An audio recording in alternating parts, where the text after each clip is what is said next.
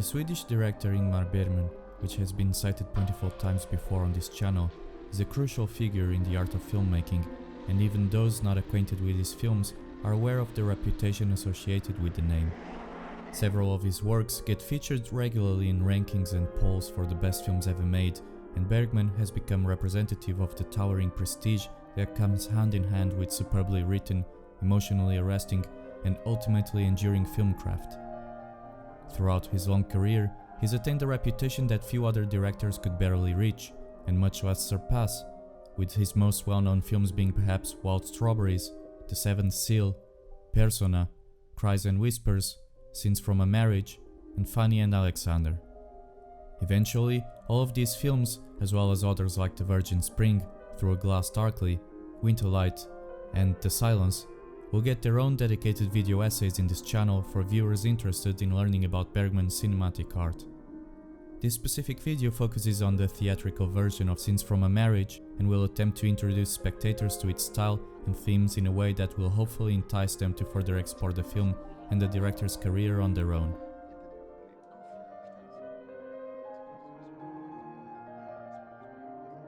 At its core, Scenes from a Marriage is Bergman at its most typical and classical as could ever be. A film focusing on a decaying relationship that binds an initially apparently stable and contented adult couple, represented by Liv Ullmann and Erland Josephson, two stellar actors that shine consistently in many other Bergman films, and whose performances attained such acclaim that eventually both got spotted by international markets, the former with roles in English, American and Australian productions, and developing later on an accomplished directorial career, the latter with acting roles under brilliant directors such as Andrei Tarkovsky, Theodoros Angelopoulos, and Istvan Jabo. In this 1973 film, originally shot as a TV miniseries, a strong sense of stage direction for the actors is discernible, as the piece itself is centered in varied, albeit spatially fixed episodes in which the performances take the main spotlight, while the camera steps back and acts in a restrained, almost voyeuristic manner.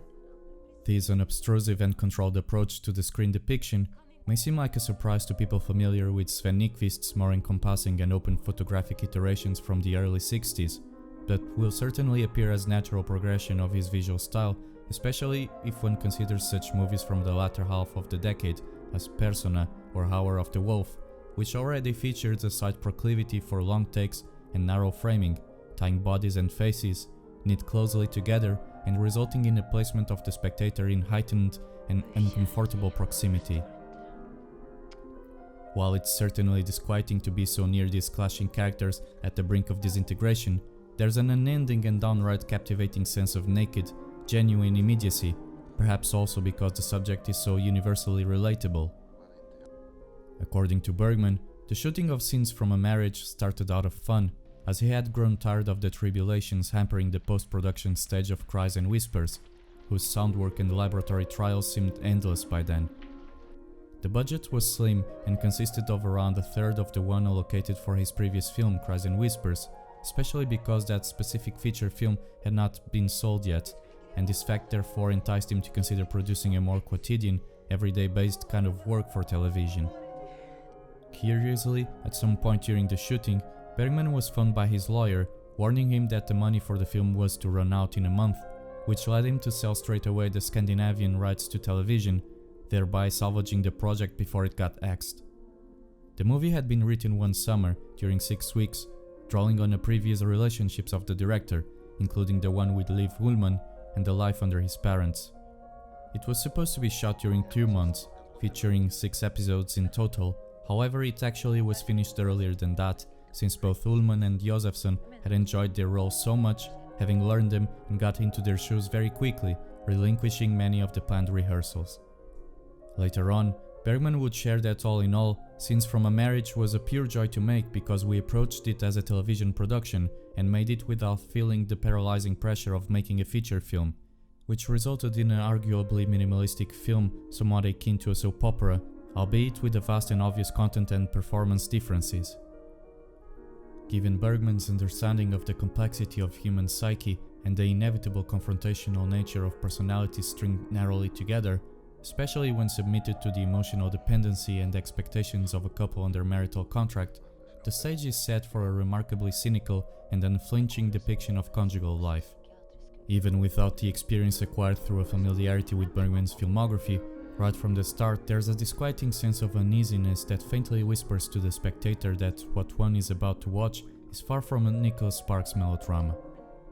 Consider the interview that opens the film, with apparently light-hearted banter and covert teasing thrown around between husband and wife, which blooms amidst the evident disparate character of both, the former revealing his confident and self-assured attitude peppered with unpleasant condescension, while the latter displays a more charitable and meek, albeit not really indifferent, disposition. August Strindberg, one of the great Swedish novelists which Bergman much cherished, has in his book By the Open Sea two passages that could perhaps fit into Johann and Marianne's mindset and exemplify the struggle between their contrasting dispositions, which may be interpreted at some point as the source for the crack in the veneer of the seemingly stable state of affairs. Given his prideful nature, it is possible then that Johann unfortunately realized that, unless he abandoned resistance and surrendered completely, her personality could only be soldered to his, not fused, something which we later come to understand is not really bound to happen. In regards to Marianne, however, given her intelligence and somewhat submissive, or at least problem-solving oriented nature, one is allowed to entertain the possibility that she might have borne in mind their present state from the perspective that, as love was a matter of mutual deception, why not let yourself be deceived? Nothing for nothing. And, as perfect happiness did not exist, why not content yourself with imperfect happiness then?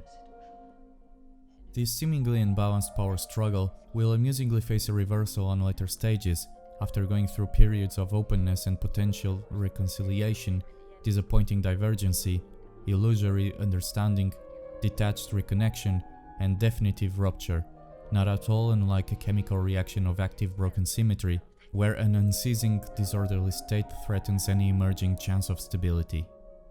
Additionally, the sequence that immediately follows the opening also foreshadows upcoming marital struggles and acts as another hit on the couple's deluded semblance of happy marriage, as a harmless dinner hosting and meeting at a couple's house grows progressively decadent and goes utterly beyond Johann and Marianne's control, with their guests named Peter and Katrina acting as counterpoint to the main couple, whilst falling into a spiral of initially playful, witty and sarcastic comments,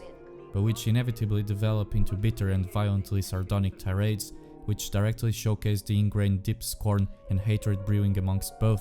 resulting in one of the most fascinating yet visceral, unsavory, and brutal marital arguments ever depicted on screen.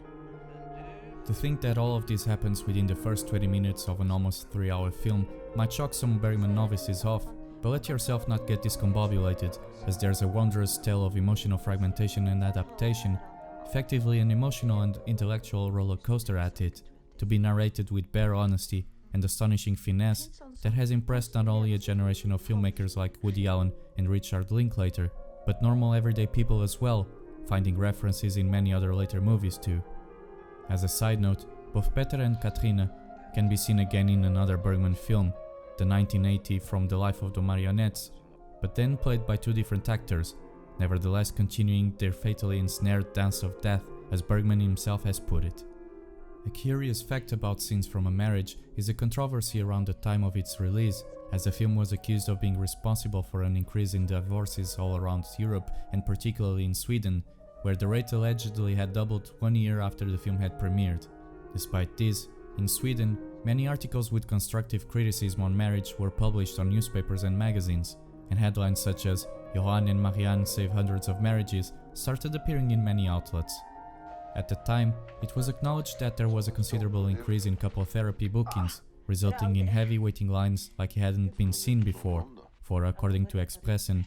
husbands and wives have realized that their marriages are failing after watching Johann and Marianne's problems. They want help to solve their complicated lives. While it may seem hard to believe a film could have such a direct and comprehensive cultural impact on an entire nation, the fact is that during its peak, the television series were being watched by half of Sweden's population, with an average episode viewership of 38%. Adding to that the vivid atmosphere of the 70s in regards to liberation from the shackles of dusty puritanism and outdated societal models, and the picture starts to become more believable. Hence, one may then look at Scenes from a Marriage not just as a brilliant psychological dissection of the marriage condition, so to speak, but as a much broader and important cultural artwork of definitive relevance. Kierkegaard's reflection on marriage, despite its usual theological incursions and occasional protracted theories on the positive influence of religion in worldly and emotional matters, may provide an interesting literary complement to scenes from a marriage, and on his first pages he already asserts what could perhaps be the reason for the downfall depicted on screen, when he declares that, if you erase the element of love, something which in fact seemed to be absent from Johann's mind from an early stage, the life in common becomes either the pure and simple satisfaction of sexual appetite, or an association, a partnership to reach a certain goal. Given that, albeit being an educated middle-class family man, Johannes' goals haven't been reached, and since they're unrelated to Marianne personally anyway, his outlook and status on his marriage is bound to wither and suffer. An example of his unfulfilled aspirations is when Johann is confronted with Eva's simultaneously silent and biting criticism of his poetry verses. Eva is Johann's work colleague which, when asked by Johann on feedback regarding his poetry, hints indirectly at their banality, whilst expressing her and his friend's surprise about Johann's unattained greatness. Her criticism crushes Johann, offending him deeply, although he attempts to shrug it off as not that important, albeit a tad unconvincingly. Naturally, for Johann, a cultured man, banality is the worst categorization his verses might have been presented with, reminding us of Huysmans' character in Against Nature, Jean des Esseintes, whose thorough artistic and literary education leads him to controversially dismiss many of the classical antiquity literature, at some point expressing indeed how being banal is even worse than being just bad. Kierkegaard develops later on another thought that could be useful for interpreting Johann and Marianne's circumstances. The conjugal life must not be comfortable laying down in bed, nor a corset that would constrain movement. It shouldn't be a task that requires laborious preliminary work. Neither should it be a solvent well-being. It should have the mark of unpredictability, but also letting one's guess of acting of a secret art. It's not about tiring the eyes, counting each day and night the stitches on the living room carpet, but to observe, in a small hint of attention, a modest sign of mystery. It's about shedding off routine as much as possible, the moment when repetition starts to appear. If that's not completely possible, variation must be introduced within. We must defend ourselves from society, from ennui. It appears then, given the aptness of the description, that Johann and Marianne have fallen also into the trap of routine, and because they haven't made an effort to escape it, as they even dispassionately discuss their lack of sensual passion or desire for each other at one point, this has taken a toll on their relationship and left them somewhat estranged in a station which is fruitful breeding ground for bitterness, disenchantment, and frustration, particularly for the colder and more insecure element of the relationship, Johann. Indeed, whilst reminiscing about a previous companion, Bergman writes in his memoirs that all marriages become dull sooner or later, and the little Salve rescues sex life, something that is thoroughly reflected in this cinematic creation. But more than that, Bergman seems to suggest that some relationships possess right from the start the root for an impending disaster, which is nevertheless ignored as a trifling matter, but eventually later on acquires a gargantuan and missable size. On a side note, although missing in the theatrical version, the 6-episode TV form presents a statue during the episode interludes. According to a user who had commented on the previous video on this movie in this channel, this sculpture had been unearthed in Sweden sometime in the past, but the very fact of its exhumation consisted in the catalyst for its own destruction, given that its contact with the air allowed some insect eggs hidden in it to hatch and consequently resulted in the sculpture's loss. One therefore may assert that, much like this statuette, Johann and Marianne's relationship appeared to crumble as soon as it got exposed to the audience in the work's first episode, and this theme seems to find an echo on Bergman's words concerning the aforementioned companion, when he writes that our love tore our hearts apart, and from the very beginning carried its own seeds of destruction. While it's fair to recognize Bergman as the maestro and main composer of this towering piece of filmmaking, one should not disregard other key subjects that have played a very important role as well. Sven Nykvist's photography has been superficially mentioned earlier, in regards for example to his approach to portraiture, but another particularly valuable aspect is the use of long takes that glue the spectator not only to the temporal reality of the events portrayed, but also serve to highlight Liv Ullmann's and Erland Josephson's incredible performances and shimmering organic interaction, with Bergman himself saying later on that any director that gets to work with such actors is a lucky man. For both were not only utterly gifted actors themselves, but also contributed immensely from a creative standpoint and in regards to the psychological interpretation, as well as providing suggestions for the characters' personalities. Ullmann excels at portraying a gentle, smart and understanding wife, even if not remaining absolutely passive and effectively holding a secret on top of it all, recognizing her own faults as a woman and human being, traits that will successfully work later on to help her cope with the marriage dissolution and help her emancipate and define herself as an independent and focused entity, emerging from the prison of illusory happiness and blind trust in which she delved unworriedly, whilst prevailing noble even under misunderstanding and violent circumstances, avoiding vengeful demeanor or retribution by the same means once freed. Both her heart-wrenching reaction to the shocking betrayal and abandonment and her subsequent metamorphoses are sure to act as pungent and inspiring episodes for both men and women who've suffered at the hands of egotistical and narcissistic individuals who've put their interests above everyone else's emotional expectations. On the other hand, Josephson also puts on an acting masterclass as a somewhat arrogant, deceitful, cynical and selfish, but not overtly mean person, and revealing himself as sensitive on occasion too. Johann may be wrong in some of his actions, and eventually he acknowledges so, but he comes across as an intelligent yet flawed human, just like Marianne, that succumbs to the passions and self-interest, not out of sheer evil, but as a result of his unfulfilled dreams and his own confused perception of himself and the world, as proven by his own inability to reason his actions. He is certainly not an immoral and sinful archetype, but more of a representation of common traits found in many individuals, in a sense that he recognizes good and evil, virtue and wrongdoing, innocence and guilt, but ultimately capitulates and follows the instincts of the beastly remnants on the human soul that prevent him from seeing the commune naufragium, as Kierkegaard mentions too in his aforementioned essay, that is sure to drag them both down. Other secondary actors might have brief appearances, as the narrative is almost exclusively focused on Johann and Marianne's development as a couple, but their performances are also worth noting, especially the aforementioned guest couple, Peter and Katrina, the latter interpreted by Bibi Andersson, another recurrent and hugely talented Bergman favorite. Additionally, Marianne's despondent female client looking for a divorce at her office that unconsciously plants some seeds of doubt in her head, and Johann's brutally honest and skeptical co-worker Eva, played by another Bergman habitué, Gunnar Lindblom, whose criticism about his professional work and poetic creations shatter his supposedly unbreakable self-esteem, have their characters magnificently laid out during their short periods of time.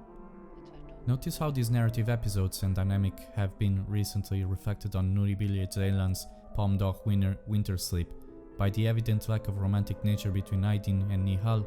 and by Aydin's sister criticism of her brother's writing enterprise, whilst in general Ceylan draws influence from Bergman on a handful of other films as well, such as Climates or Three Monkeys to cite two. For more on Bergman's influence on Ceylan, make sure to check the previous video essay on Distant, and stay tuned for some more videos on Bergman in the near future. If you will, feel free to like, comment or subscribe, whatever feels more reasonable to you. If you find these videos helpful in any way in regards to discovering and understanding the importance of film classics that aren't as usually discussed as other more famous film products. As usual, thank you for listening and see you next time.